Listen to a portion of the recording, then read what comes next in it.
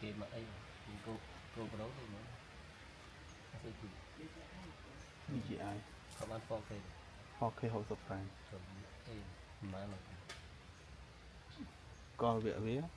ចេញមក700ចូលទឹកអត់អីទេ ចូលទឹកមានបញ្ហា ហើយបើសិនជាចូលទឹកអត់អីល្អ តែវាយើង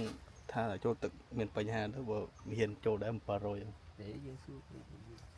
គេមិនទាន់ឲ្យទេព្រោះអានេះវា អត់អី នៅក្នុងទឹក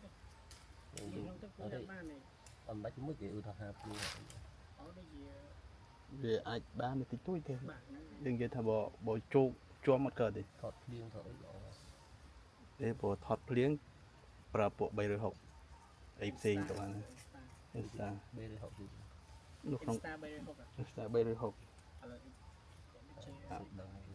ឥឡូវចំណាត់ដល់ X5 ហ្នឹង អាហ្នឹងត្រូវភ្លៀងអត់អី អាហ្នឹងគឺមាន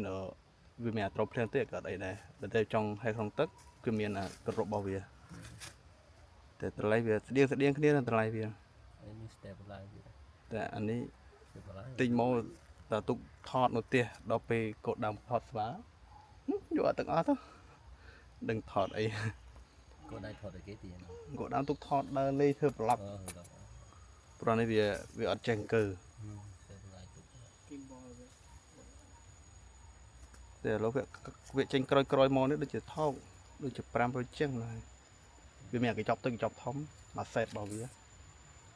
តែនេះខ្ញុំទិញមួយទឹកណាមួយទឹកនៅខ្ទង់600ទៅ500ព្រោះវាអត់មានវាដាច់ស្តុប ជាមួយបងក្រុមសុំថតទីមកចាប់បាទ